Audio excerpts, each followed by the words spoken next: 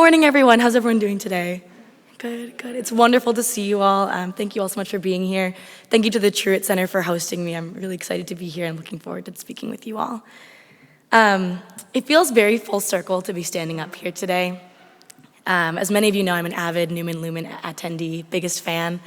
All thanks to Dr. Tucker, who I told him I was going to shout him out today. I had his 8 a.m. global class just down the way in one of the other pavilions first year, and he would bring us, a few of us after class every time. And to be totally honest, the first few weeks, I was really in it for the free breakfast, as I'm sure some of you are, but, no shame in it. It always seemed like a great space to reflect and slow down during the week. I think every week at Elon we say, oh, this week is so busy, but next week is going to be easier, and then somehow it's just always a little bit busier, right? So I'm really grateful that we have this space to slow down and have some conversation today. My first year, the Newman Lumen conversations focused on identity, and I didn't realize how badly I needed that space to reflect on my own identity until I started attending. The very first speaker that I came to with Dr. Tucker, I sat next to him and started crying, and I was like, oh my God, I'm so embarrassed. And I thought, oh, it's just 'cause it's my first week of college, I'm nervous, I'll get over this. And then every single week, without fail, whether it was here in person or last year watching the videos, I was just crying every time.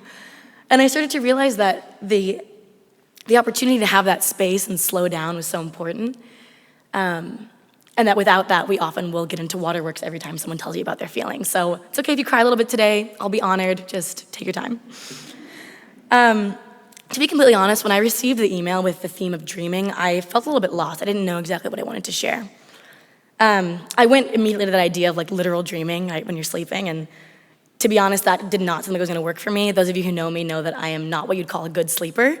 The only dreams that I consistently have are the ones where all my teeth fall out, and then all my friends tell me that means I have anxiety.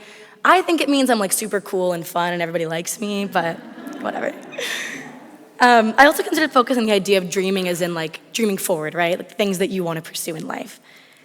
And that was really interesting to me, and that intrigued me more than my original idea, but I still felt conflicted. As I was thinking about this space and wanting to be engaged here, I also was recognizing that this was causing me to think back to a lot of my first year and who I was and what I wanted, and I realized that a lot of the things that I thought I wanted and thought would happen for me when I came to Elon didn't happen.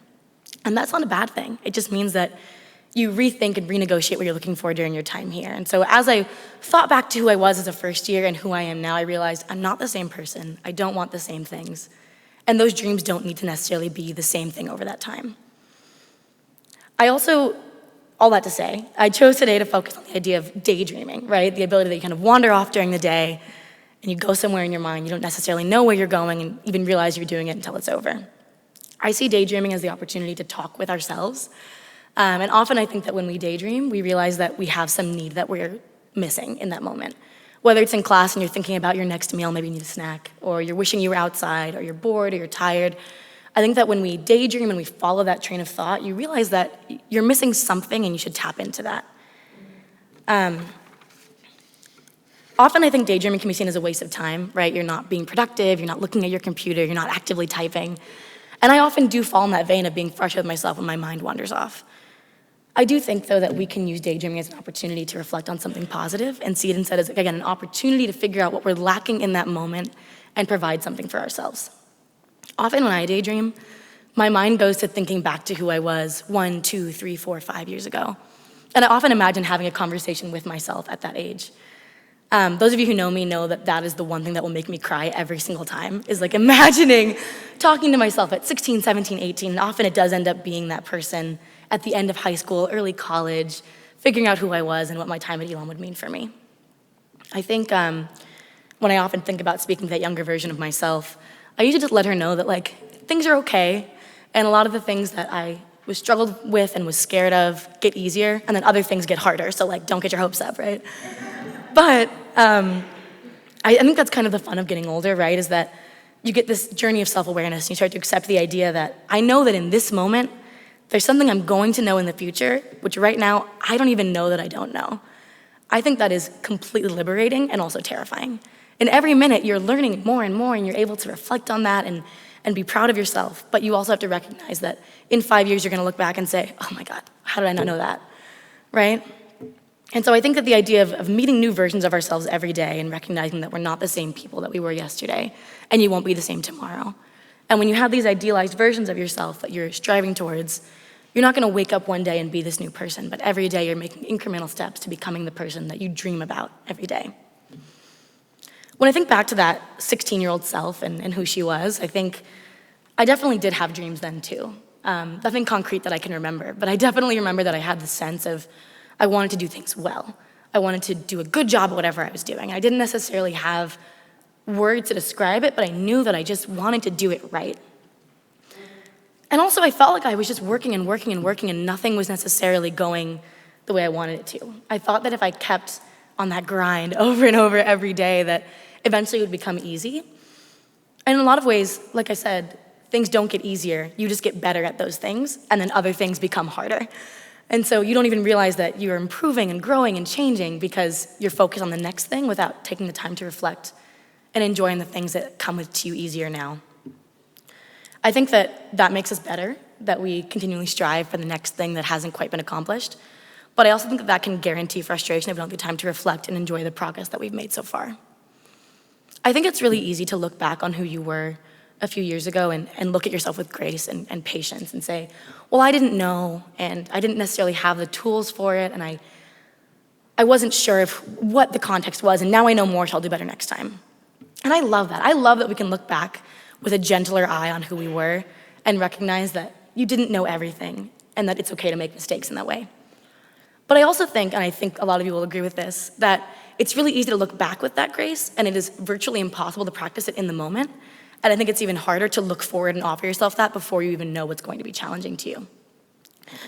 I think that it's really important that we enable this idea of dreaming for a future self, where you're able to say, I don't know what my challenges will be. I don't know where I'm gonna be in 5 years, but I do know that I'm gonna be fine because I can be patient with myself, and it's okay if I make those mistakes because I have that space for grace and ability. And so as I've reflected on these things and the dreams about dreaming, I wanted to create something that I could hold as a reminder to myself and hold in that space to know that in a year or in a week when something hard happens and I have to deal with it, that it's okay to offer myself grace in that moment and also work through that challenge. I wanted the idea of something that was so open and nebulous that I could apply it to whatever version of myself ends up dealing with these challenges. Because I do firmly believe that even though I don't know who I'll be yet in a week or 2 weeks or a year, that version of myself deserves love and grace and patience. And as extroverted as I am, as many of you know, and much as I love spending time with others, we really only have ourselves in that time when you're struggling in those ways. And so I think it's time that we all start investing in ourselves in the way that we invest in each other's relationships to carry ourselves forward in the way that we carry each other forward. And so as I was thinking about what I wanted to say today, I decided to write something to myself that I could hold on to and hopefully you all can hold on to and might be useful for you all as you reflect and think about offering grace to yourself in these coming days, weeks, years. So, may I never love who I could be in theory more than who I actually am. May I never sink teeth into a future so perfect I exclude myself from the plan.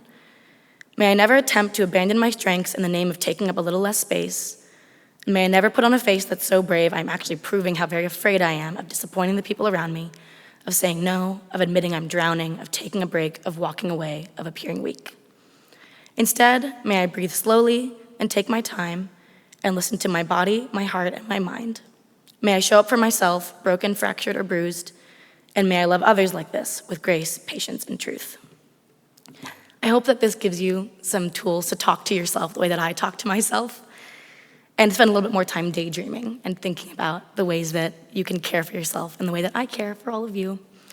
You never know what you're needing in that moment, and so if you listen to your daydreams and focus on that, we can create that space in time for each other and ourselves, and hopefully slow down and enjoy our time a little bit more. Thank you all.